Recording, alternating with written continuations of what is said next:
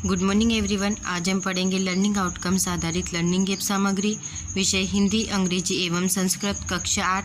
यह हमारा bridge course है। लर्निंग आउटकम्स आधारित लर्निंग ऐप सामग्री, कक्षा 8, सत्र 2022-23, खंड अ हिंदी। हमने पेज नंबर 18 तक काव्य रस पढ़ लिया था। अब हम पढ़ेंगे पेज नंबर 19 से पत्र रचना से। पाठ्य सामग्री है हमारी, ये पाठ 10 है, सुभाष चंद्र बोस का पत्र। इस पाठ में हमारे कुछ प्रश्न उत्तर यानी कि कुछ पत्र दिए हुए हैं। इनको करने से पहले हम सुभाष चंद्र बोस के पत्र को देख लेते हैं, ताकि हमें आसानी होगी कि पत्र किस प्रकार से लिखा जाता है।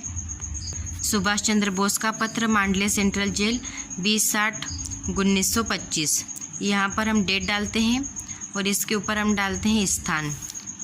प्रिय श्री कलेक्टर, मैं पिछले कुछ महीनों से आपको लिखने की सोच रहा हूँ, जिसका कारण केवल यह रहा है कि आप तक ऐसी जानकारी पहुंचा दूं जिसमें आपको दिलचस्पी होगी। मैं नहीं जानता कि आपको मालूम है या नहीं कि मैं यहाँ गत जनवरी से कारावास में हूँ। जब बहरामपुर जेल बंगाल से मुझे मांडले जेल के लिए स्थानांतरण का आदेश मिला था, तब मुझे स्मरण नहीं आया था कि लोकमान्य तिलक ने अपने कारावास काल का अधिकांश भाग मांडले जेल में ही गुजारा था। जब तक मैं यहाँ सशरीर नहीं आ गया, चार दीवारी में यहाँ के बहुत ही हतोत्साहित कर देने वाले परिवेश में स्वर्गीय लोकमान्य ने अपने सुप्रसिद्ध गीता भाष्य ग्रंथ का प्रणयन किया था, जिसने मेरी नम्र राय में उन्हें शंकर और रामानुज जैसे प्रकांड भाष्यकारों की श्रेणी में स्थापित कर दिया है। जिस वार्ड में लोकमान्य रहते थे वह आज तक सुरक्षित है, यद्यपि उसमें फेरबदल किया गया है, बड़ा बनाया गया है। हमारे अपने वार्ड की तरह वह लकड़ी के तख्तों से बना है, जिसमें गर्मी में लू और धूप से, वर्षा में पानी से, शीत ऋतु में सर्दी से तथा सभी ऋतुओं में धूलभरी हवाओं से बचाव नहीं हो पाता है। मेरे यहाँ पहुँचने के कुछ ही क्षण बाद मुझे उस वार्ड का परिचय दिया गया। मुझे यह बात अच्छी नहीं लग रही थी कि मुझे भारत से निष्कासित कर दिया गया था, लेकिन मैंने भगवान को धन्यवाद दिया कि मांडले जेल में अपनी मातृभूमि और स्वदेश से बलात्कार उपस्थिति के बावजूद मुझे पवित्र स्मृतियाँ राहत और प्रेरणा देंगी। ऐसे ही अन्य जेलों की तरह यह एक ऐसा तीर्थस्थल है जहां भारत का एक महानतम सपूत लगातार 6 वर्ष तक रहा था।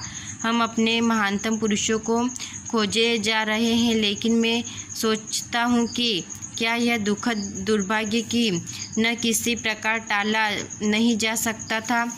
आदरपूर्वक आपका स्नेहभाजन सुभाष चंद्र बोस। अर्थात हम इसमें लास्ट में अपना नाम लिखते हैं। प्रकार से पत्र को लिखा जाता है। अब हम पत्र लिखना स्टार्ट करते हैं। अभ्यास 1, पत्र के अंग अर्थात भाग, स्थान से पत्र लिखा जा रहा है। हम सबसे पहले हमने देखा था सुभाष चंद्र बोस के पत्र में हमने स्थान लिखा था, उसके बाद हमने दिनांक डाली थी।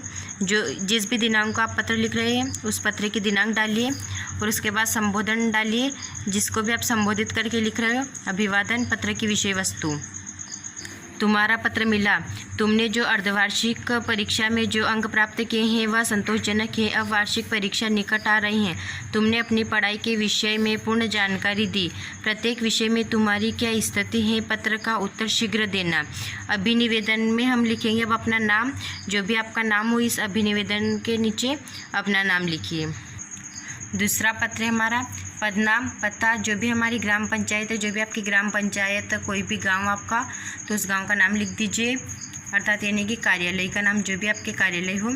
विषय, उसके बाद महोदय, निवेदन है कि मैं कक्षा 8वीं का छात्र हूँ। पिछले कुछ महीनों से हमारे विद्यालय में पीने का पानी नहीं आ रहा है, अतः आपसे प्रार्थना है कि आप अतिशीघ्र पानी की व्यवस्था करें ताकि पानी की परेशानी दूर हो जाए। आशा है कि आप शीघ्र समस्या का समाधान करें। अभिनिवेदन में आप अपना नाम डाल दीजिए, स्थान डाल दीजिए, ग्राम पंचायत, जो भी आपके गांव का नाम हो, उसके बाद ग्राम पंचायत के बाद उसका नाम डाल दीजिए और जिस भी दिनांक को आप पत्र लिख रहे हो तो वह दिनांक डाल दीजिए। यह पत्र था हमारा पीने के पानी की समस्या के बारे में। अभ्यास 2, पत्र में पत्र लिखने का स्थान किस ओर लिखा जाता है। उत्तर, पत्र में पत्र लिखने का स्थान बीच में होता है। प्रश्न नंबर 2, पत्र लिखने का दिनांक कहाँ लिखा जाता है। उत्तर, पत्र लिखने का दिनांक ऊपर के दाईं ओर लिखा जाता है। प्रश्न नंबर 3, संबोधन किसे कहा जाता है। उत्तर, किसी को बुलाने या पुकारने के लिए प्रयुक्त शब्द संबोधन कहा जाता है। प्रश्न 4, संबोधन पत्र में किस ओर लिखते हैं? उत्तर, संबोधन पत्र में ऊपर के बाईं ओर लिखते हैं। प्रश्न नंबर 5, अभिवादन का क्या आशय है? उत्तर, अभिवादन का आशय श्रद्धापूर्वक किया जाने वाला नमस्कार है। प्रश्न नंबर 6, अभिनिवेदन का अर्थ स्पष्ट कीजिए। उत्तर, अभिनिवेदन का अर्थ नम्रतापूर्वक किसी से कुछ कहना। अभ्यास 3, जो कि पेज नंबर 23 पर है।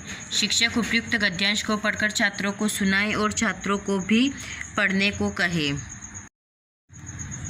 यह हमारा अभ्यास 3 के प्रश्न का गद्यांश जो कि पेज नंबर 22 पर दिया हुआ है। हमारे दैनिक जीवन में पत्र लेखन की नितांत आवश्यकता रहती है, इसलिए हम कह सकते हैं कि इस पत्र लेखन कला के विषय में हम अपनी समझ विकसित कर लें। यद्यपि आज के संचार साधनों फ़ोन, मोबाइल, इंटरनेट आदि ने इसको बहुत प्रभावित किया है, किंतु कुछ क्षेत्रों में आज भी यह लेखन अपना महत्व बनाए हुए हैं। किसी संस्था या कार्यालय के लिए पत्र व्यवहार का अपना महत्व आज भी है। हमारे स्तर माध्यमिक विद्यालय के छात्रों को प्रायः 2 प्रकार के पत्र लिखने की आवश्यकता प्रायः होती ही रहती हैं। आज के छात्रों को अपने संबंधियों को तो पत्र लिखने की आवश्यकता होती ही है, इसके साथ ही अपनी संस्था के प्रधान को पत्र यानी कि प्रार्थना पत्र या आवेदन पत्र भी लिखने पड़ते हैं।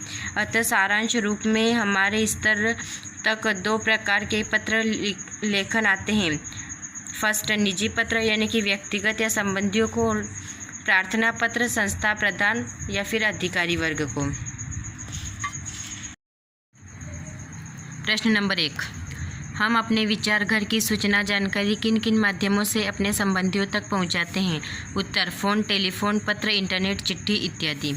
प्रश्न नंबर 2, संबंधियों को लिखे पत्र किस प्रकार में आते हैं? उत्तर, संबंधियों को लिखे पत्र निजी पत्र में आते हैं।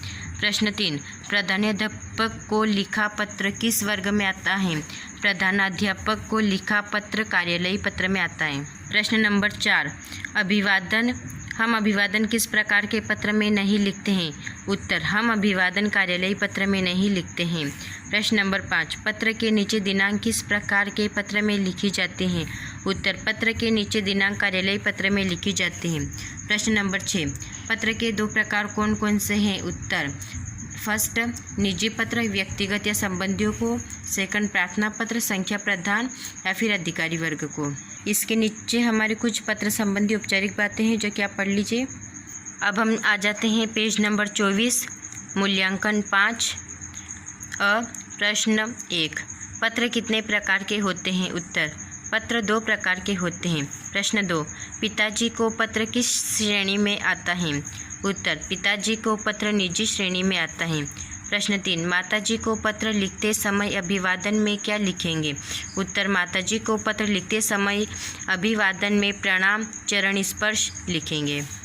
प्रश्न 4, गुरुजी के पत्र के समापन या फिर आत्मनिवेदन में क्या लिखेंगे? उत्तर, गुरुजी के पत्र के समापन में आपका आज्ञाकारी शिष्य लिखेंगे।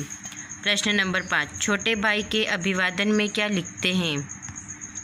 उत्तर, छोटे भाई के लिए अभिवादन में प्रसन्न रहो, शुभ आशीष, खुश रहो लिखते हैं। प्रश्न नंबर 6, प्रधानाध्यापक को पत्र लिखने के लिए पते में क्या लिखा जाता है? उत्तर, प्रधानाध्यापक को पत्र लिखने के लिए पते में विद्यालय का नाम लिखा जाता है। प्रश्न नंबर 7, मित्र को लिखे पत्र में समापन में क्या लिखते हैं? उत्तर, मित्र को लिखे पत्र में समापन में तुम्हारा स्नेही, शुभेच्छु, शुभचिंतक लिखते हैं। अब हम आ जाते हैं ब, अपने मित्र को उसके उत्तीर्ण होने पर बधाई देने के लिए पत्र लिखिए। अब हम एक पत्र लिखते हैं अपने मित्र को उत्तीर्ण होने पर बधाई देने के लिए। पत्र में हम सबसे पहले डालते हैं पता। हमने पता डाला इसमें हरिओम नगर, जो भी आप गांव लिखना चाहे गांव लिख सकते हैं।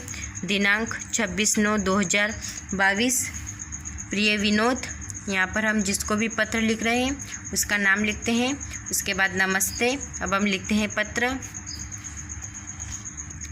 मुझे यह जानकर अत्यंत प्रसन्नता का अनुभव हुआ कि तुम इस वर्ष वार्षिक परीक्षा में कक्षा में प्रथम उत्तीर्ण हुए हो। तुम्हारी इस शानदार सफलता के लिए मेरी ओर से तुम्हें हार्दिक बधाई।